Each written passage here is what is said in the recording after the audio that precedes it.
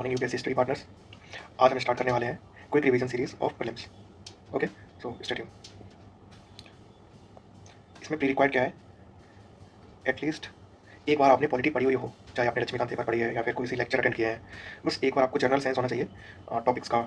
अगर पार्लियामेंट के बारे में बात हो रही है, प्रेसिडेंट के बारे में बात हो रही है, पीएम के बारे में बात हो रही है, तो एटलीस्ट हैव सम सेंस। क्योंकि अगर हम क्विक रिवीजन करेंगे तो जरूरी नहीं है कि हम डिटेल में जाएँ, कॉन्सेप्ट समझेंगे, फैक्ट समझेंगे और आगे बढ़ेंगे। और रिक्वायरमेंट है, अगर नोटबुक और पेन ले लो तो ज़्यादा अच्छा रहेगा, क्योंकि जो चीज़ें हमें याद हैं दैट्स फाइन, जो याद नहीं है, जो हम पहली बार देख रहे हैं या फिर जिसे हम जल्दी भूलते हैं, वो हम लिखेंगे नोटबुक पर। दूसरी चीज़, रिकॉल एंड रिवाइज चीज़ वो यहाँ पे होने वाली है। हम रिकॉल करेंगे टॉपिक्स को, सब्जेक्ट्स को, और साथ में रिवाइज होगा। जो चीज़ें हम पहले जानते हैं वो रिवाइज होंगे और रिकॉल। अगर कोई क्वेश्चन आया है तो उसे भी देखा जाएगा। Where is it useful? हमारा नेक्स्ट प्रीलिम्स आने वाला है यूपीएससी का, वहाँ तो यूज़फुल है ही, साथ में यूपीपीएससी, बिहार का, एमपी का, राजस्थान और भी स्टेट एग्जाम्स होते हैं, उसमें ये यूज़फुल रहने वाली है ये सीरीज़, जो कि हम पॉलिटी की स्टार्ट करने वाले हैं। नेक्स्ट क्वेश्चन है कि कितना टाइम लेगा, how much time to complete polity. इसमें मैं आपको दिखाता हूँ, हमारे पास 32 चैप्टर्स हैं, है ना। तो 32 वीडियोज़ में हम ये कंप्लीट कर देंगे। तो आपको अप्रॉक्स 32 वीडियोज़ देखने हैं, और वो भी बहुत कम टाइम के, अराउंड 10 to 15 मिनट्स का एक वीडियो होगा। तो इसमें आप पूरी पॉलिटी स्टार्ट से लेके एंड तक रिवाइज कर सकते हो, रिकॉल कर सकते हो और सीख भी सकते हो। एंड कॉन्सेप्चुअल रहेगा या फिर फैक्चुअल रहेगा, जैसे हम ये पढ़ने वाले हैं, इसमें कॉन्सेप्ट भी हैं और फैक्ट्स भी हैं। तो ये कहना गलत नहीं होगा कि ये कॉन्सेप्चुअल भी है और फैक्चुअल भी रहेगा। जो चीज़ फैक्ट्स की है वो हम याद करेंगे, जो समझने वाली चीज़ें हैं वो समझेंगे। क्या स्टार्ट करने वाले हैं, क्विक रिवीजन सीरीज स्टार्ट होने वाली है विजन की। ये विजन का ओपन सोर्स मटेरियल है, आप उनकी वेबसाइट से जाके डाउनलोड कर सकते हो। और ये पॉलिटी का हम सीरीज स्टार्ट कर रहे हैं। इंडेक्स एक बार आप देख लीजिए। चैप्टर्स हैं जिसमें उन्होंने basic polity, constitution, preamble, union and territory, citizenship, fundamental rights, duties, PPSPs, parliament, union executive, cabinet committee, state legislative and executive, centre का क्या रिलेशन है, सेंटर स्टेट का, इंटर स्टेट रिलेशन, इमरजेंसी के provisions, union territories and special provinces, local self government, judiciary और constitutional bodies और non constitutional bodies, साथ में electoral process और एडमिनिस्ट्रेटिव सिस्टम। ये सारी चीज़ें इस क्विक रिवीजन मॉड्यूल में दी गई हैं और हम इसे कंप्लीट करने वाले हैं। तो स्टार्ट करते हैं। यहाँ पे हमारे पास कुछ लिस्ट ऑफ टॉपिक्स हैं, जैसे कि constitutionalism, feature of constitution, federalism क्या होता है, पॉलिटिकल डॉक्ट्राइन्स क्या है, मेजॉरिटी एंड इट्स एप्लीकेशन, और पॉलिटिकल थ्योरीज क्या है। ये सारी चीज़ें हम अभी कंप्लीट करेंगे। पहले हम देखते हैं कॉन्स्टिट्यूशन और कॉन्स्टिट्यूशनलिज्म क्या होता है। कॉन्स्टिट्यूशन है केवल सिंपल लीगल डॉक्यूमेंट होता है, जो कि फंडामेंटल लॉ होता है किसी कंट्री का, और उसकी एक स्पेशल सेंटिटी होती है, उसे हम कॉन्स्टिट्यूशन कहते हैं। ये एक प्रॉपर डेफिनेशन है, अगर मेंस में भी आता है तो बिना झिझक के ये डेफिनेशन याद करो और लिखो। ये कुछ चीज़ें याद करनी पड़ेंगी, तो ये याद करने वाली चीज़ है कॉन्स्टिट्यूशन की अच्छी definition. A legal document that is a fundamental law of country having special सेंटिटी। अब देखते हैं कॉन्स्टिट्यूशनलिज्म क्या होता है। कॉन्स्टिट्यूशनलिज्म को पहले हम थोड़ा समझते हैं। स्टेट है, ठीक है, सरकार के पास बहुत सारी पावर्स होती हैं कि सरकार तुम्हारा कोई भी हक छीन सकता है। प्रॉपर्टी छीन ली, तुम्हारी बाइक छीन ली, कार छीन ली, घर ले लिया, ठीक है, तुमने मेहनत से कमाया, घर बनाया और तुम्हारा घर सरकार ने ले लिया, जिसको हम कहेंगे अनार्की ऑफ गवर्नमेंट। उसको प्रिवेंट करने के लिए कुछ लिमिटेशंस लगाए जाते हैं कॉन्स्टिट्यूशन के द्वारा, उसे हम कहते हैं कॉन्स्टिट्यूशनलिज्म। ओके, अगर तुम्हारा प्रॉपर्टी लीज आ रही है, ऑफकोर्स ले सकती है गवर्नमेंट, लेकिन उसके लिए तुम्हें प्रॉपर उसका रेन्यूमिनेशन दिया जाएगा, उसका जो भी कॉस्ट है वो तुम्हें प्रोवाइड की जाएगी, तब वो तुम्हारी प्रॉपर्टी ले सकती है government for some public purpose use. ऐसे तुम्हारा कब्जे में ले लिया या फिर हाउस ले लिया, ऐसी चीज़ें नहीं होंगी जिस पर रेस्ट्रिक्शंस लगाती है कॉन्स्टिट्यूशन, ठीक है। इसी प्रोसेस को हम बोलते हैं कॉन्स्टिट्यूशनलिज्म। तो अब डेफिनेशन पढ़ेंगे कि constitutionalism is a specific limitation, देखा, लिमिटेशन लगाती है on the general state powers, जो स्टेट की जनरल पावर्स हैं उन पर, to prevent the exercise of arbitrary decision making. Okay, जो आर्बिट्री डिसीजन मेकिंग है उस पर जो लिमिटेशंस लगाते हैं, that's called constitutionalism. Now constitutional morality, this is steadfast adherence to the value and principle enshrined in the constitution of India. ठीक है, जो वैल्यूज, जो हमारे प्रिंसिपल्स कॉन्स्टिट्यूशन में दिए गए हैं, उनको एडहेरेंस करना, दैट्स इज कॉन्स्टिट्यूशनल मोरालिटी। उनको फॉलो करना, उनको प्रीच करना, उसे ही कॉन्स्टिट्यूशनल मोरालिटी कहते हैं। जैसे आर्टिकल 39A में यहाँ पे फ्री लीगल एड दी जाती है वीमेंस को, चिल्ड्रन को, पुअर को, कि वो अपना केस लड़ सकें, जिससे एक जस्टिस डिलीवर हो पाए, सोशल जस्टिस ले पाएँ या फिर कुछ, तो वहाँ पे सरकार हेल्प करती है। उसी को हम कॉन्स्टिट्यूशनल मोरालिटी कहते हैं। Now we will read concept of rule of law, A B Dicey absence of arbitrary power, ठीक है। तो रूल ऑफ लॉ क्या होता है कि जो आर्बिट्री पावर्स होती हैं वो नहीं होनी चाहिए, इक्वलिटी बिफोर लॉ होना चाहिए, कि एक कॉमन मैन या कोई एक रिच मैन या कोई भी पॉलिटिकल मैन सभी को बराबर नजरिए से देखा जाए। अगर कोई लॉ है तो तीनों को मानना पड़े, ऐसा नहीं है कि कॉमन मैन के लिए ही हो, बाकियों के लिए नहीं हो, सभी के लिए है। इंडिविजुअल लिबर्टीज, सभी को समान अधिकार और समान स्वतंत्रता, खुद की स्वतंत्रता, इंडिविजुअल लिबर्टीज भी होना जरूरी है। तो ये सब आता है concept of rule of law में। ओके, नाउ अब हम पढ़ेंगे constitutionalism as per supreme court.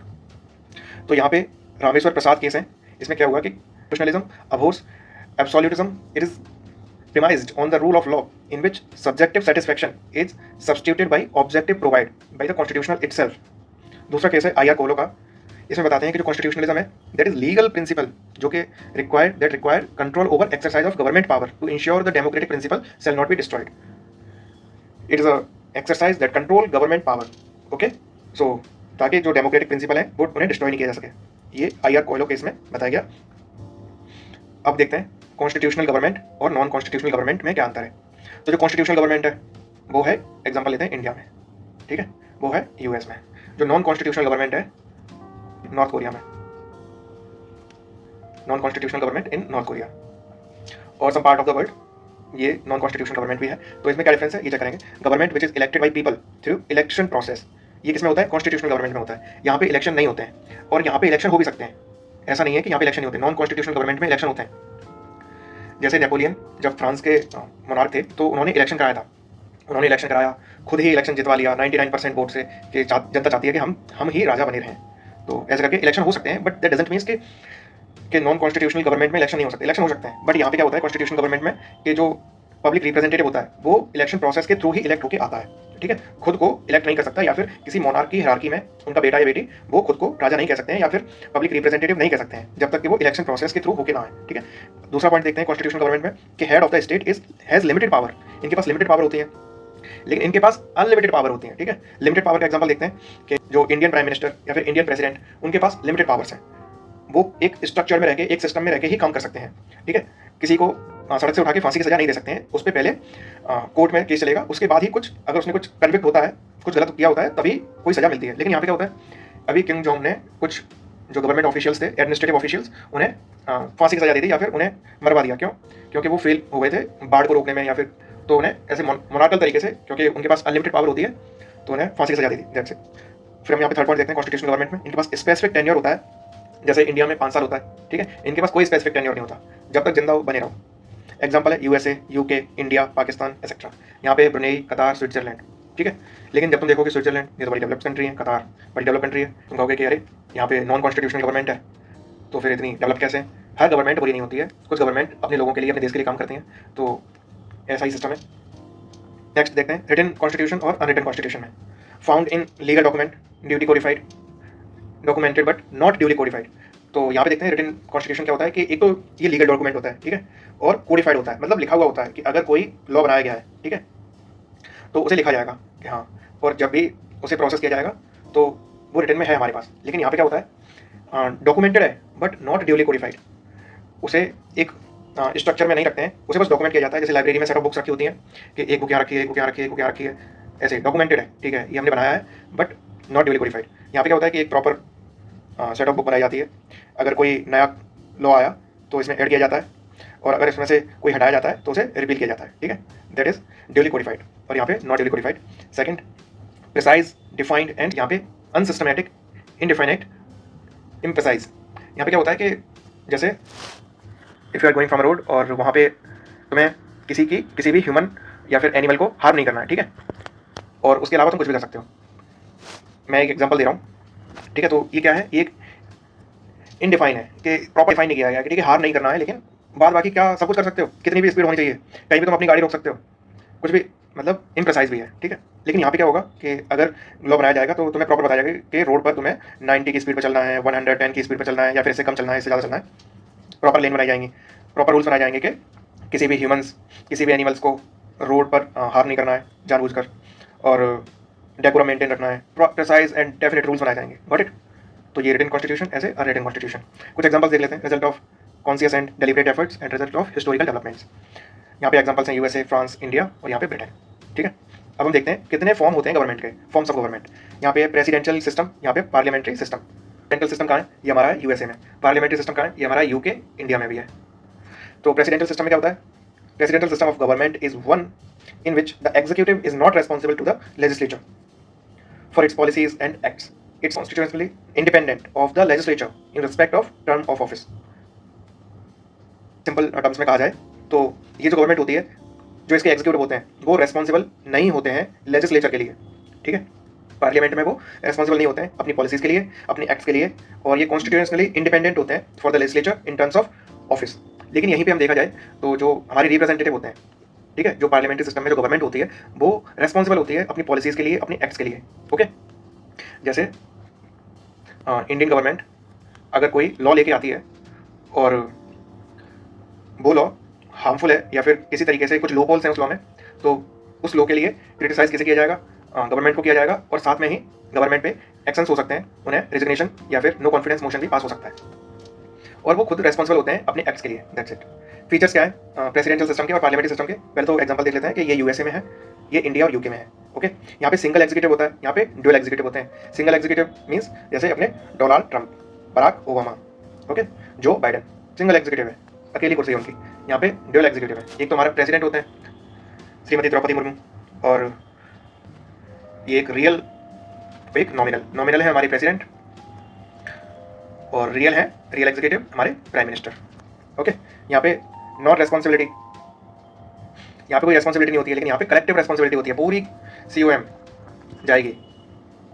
यहाँ पे सेपरेशन ऑफ पावर होती है, प्रॉपर डिफाइंड फंक्शंस होते हैं, सबकी पावर सेपरेट होती है। यहाँ पे फ्यूजन ऑफ पावर होती है कि हमारा एक मिनिस्टर कलेक्टिव पावर होल्ड कर सकता है, लेजिस्लेचर का भी हिस्सा है और वो एग्जीक्यूटिव का भी हिस्सा है, लेकिन यहाँ पे लेजिस्लेचर अलग, एग्जीक्यूटिव अलग, प्रॉपर सेपरेशन होता है। यहाँ पे ये दोनों एक भी हो सकता है, मिक्स हो सकते हैं, फ्यूजन हो सकता है। पॉलिटिकल होमोजेनिटी नॉट नेसेसरी, यहाँ पे पॉलिटिकल होमोजेनिटी होती है।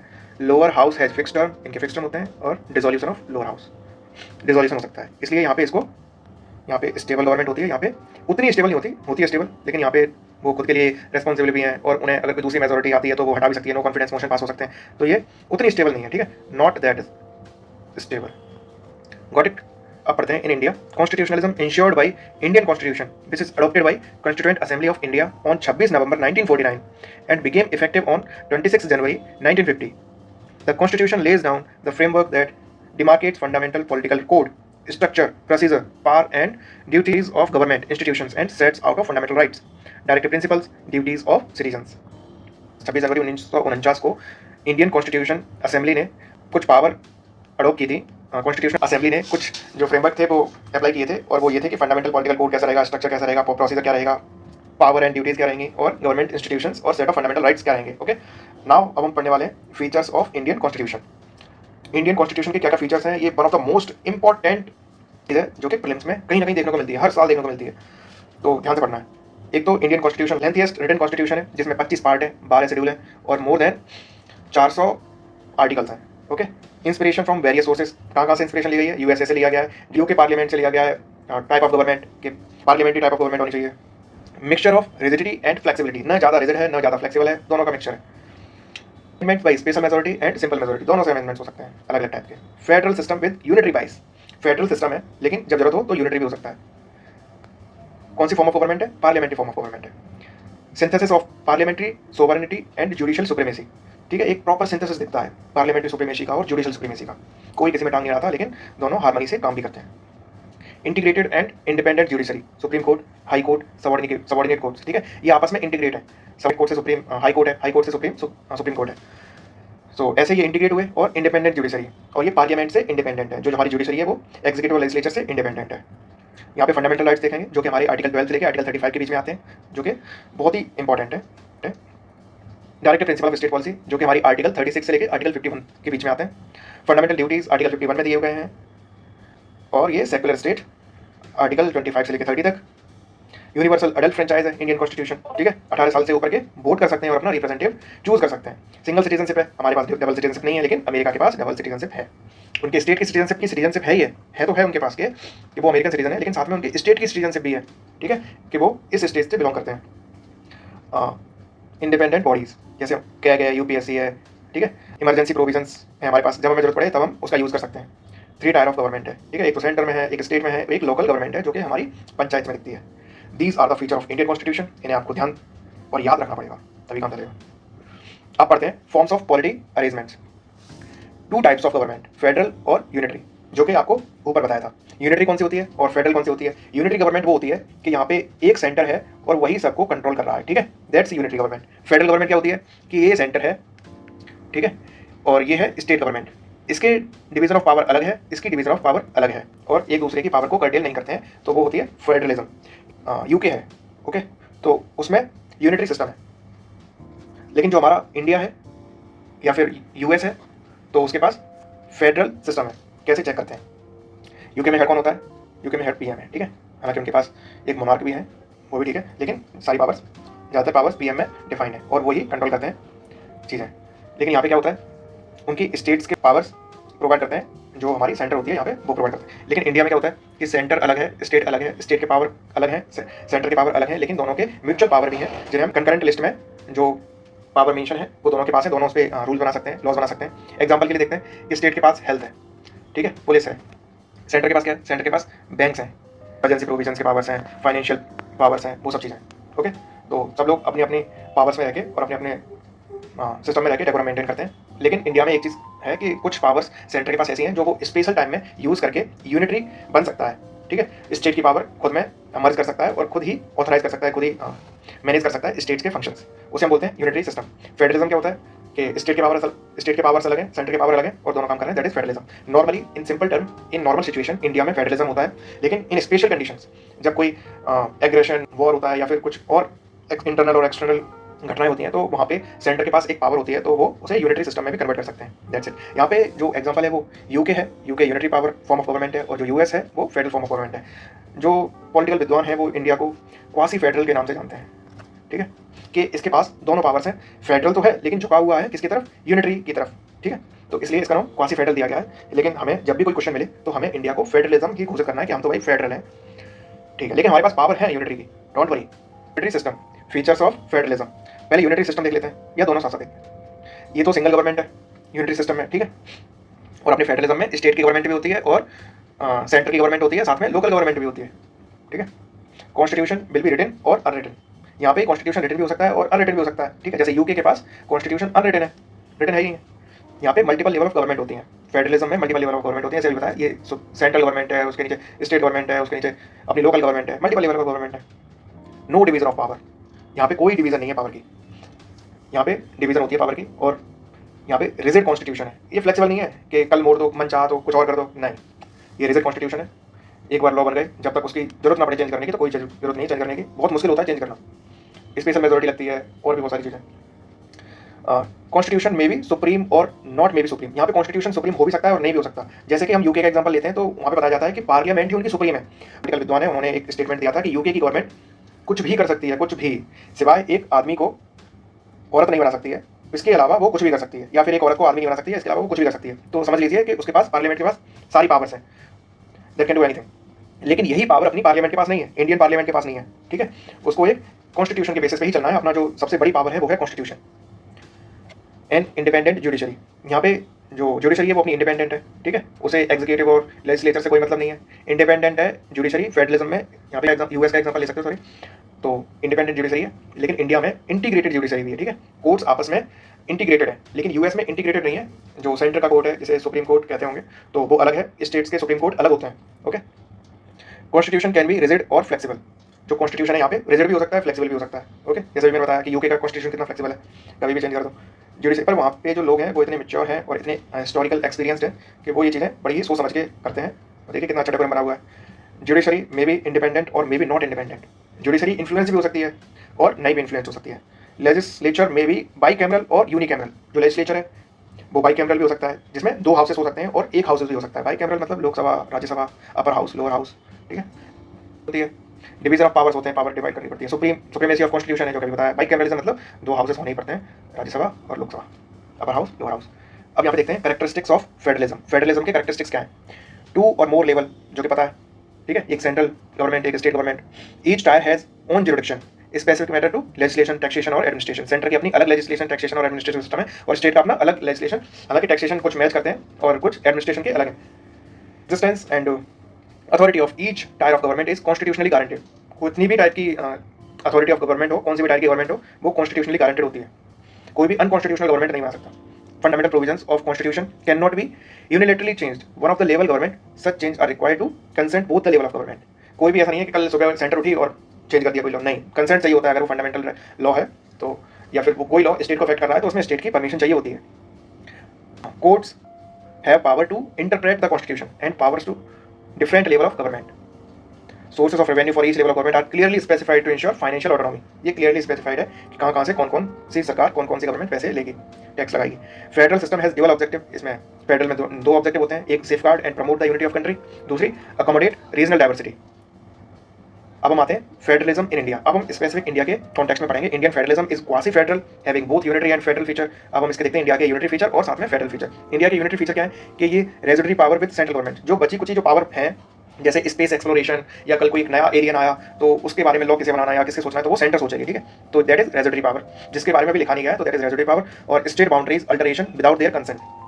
स्टेट की बाउंड्री चेंज कर सकते हैं ये बिना स्टेट की कंसेंट के। ये क्या, कौन सी पावर है? यूनिटरी पावर है। सिंगल सिटीजनशिप है, सिंगल सिटीजनशिप है, वो भी सेंटर की, मतलब हम इंडियन है, दैट इज सिंगल सिटीजनशिप। अगर ऐसा होता कि हम इंडियन भी हैं और साथ में साथ हम यूपीएन भी हैं, मतलब यूपी, या फिर हम राजस्थान के हैं, तो ऐसे डबल डबल सिटीजनशिप हो जाती, ठीक है, कि इंडियन भी हैं, साथ में यूपी के भी हैं, साथ में राजस्थान के भी हैं, तो that is double citizenship. But ऐसा होता है कहाँ पे? यूएस में, कि वो अमेरिकन भी हैं और साथ में कैलिफोर्निया के भी हैं। बट ये इसे कहते हैं हम ड्यूअल सिटीजनशिप। इंडिया में नहीं होता, इंडिया में केवल तुम इंडियन हो, nothing else. All India service is a unitary feature. जब तुम आईएएस, आईपीएस एंड ऑल ये जो भी सर्विस में सेवाएं देते हो, तो दैट इज किसके लिए काम कर रहे होते हो? सेंटर के लिए, ठीक है। ऐसा नहीं है कि स्टेट के लिए काम नहीं कर रहे होते, स्टेट में काम कर रहे होते हो, लेकिन किसकी तरफ से कर रहे होते हो? हाँ, सेंटर की तरफ से, प्रेसिडेंट की तरफ से। Post of governor of state, जो गवर्नर की जो पोस्ट है स्टेट में, जो कि सीएम के ऊपर बैठे होते हैं ना, उनकी परमिशन चाहिए होती है किसी भी लॉ को मेंटेन करने के लिए, तो that is governor of states. Integrated audit of controller auditor general of India, ठीक है। यहाँ पे इमरजेंसी प्रोविजंस हैं जो किसमें आती हैं? अपनी यूनिटरी फीचर्स में आती हैं। अपॉइंटमेंट ऑफ हाई कोर्ट जजेस बाई प्रेसिडेंट। अपना क्या कहता है? Union of India, not federal of India, अपना है यूनियन ऑफ इंडिया, ठीक है। अब हम देखते हैं फेडरल फीचर। फीचर अपने क्या है? फर्स्ट है रिटन कॉन्स्टिट्यूशन, भाई अपना जो कॉन्स्टिट्यूशन है वो लिखा हुआ है, रिटन है, कोडिफाइड है। Second, supremacy of constitution, constitution supreme है, उसके ऊपर कोई नहीं है, कोई भी, nothing. Division of power, 7th schedule है अपना, जिसमें डिवीजन ऑफ पावर्स हैं। 3 लिस्ट हैं, एक सेंट्रल लिस्ट है, एक स्टेट की लिस्ट है, एक कंकरेंट लिस्ट है, ठीक है। इनके बाद भी जो कोई बच जाती है, इनमें जो पावर बच जाती है उसे हम रेजिडरी लिस्ट कहते हैं, रेजिडरी पावर कहते हैं, और उसको उसकी अथॉरिटी किसके पास है? सेंटर के पास है। इंडिपेंडेंट जुडिशरी है अपने पास, लेकिन इंटीग्रेटेड भी है, ठीक है। बाई कैमरल लेजिस्लेचर है अपने पास, राज्यसभा है, लोकसभा है। तो ये है फेडरलिज्म इन इंडिया। आज के लिए इतना ही, हम कल से अपना नेक्स्ट चैप्टर स्टार्ट करेंगे। That's it.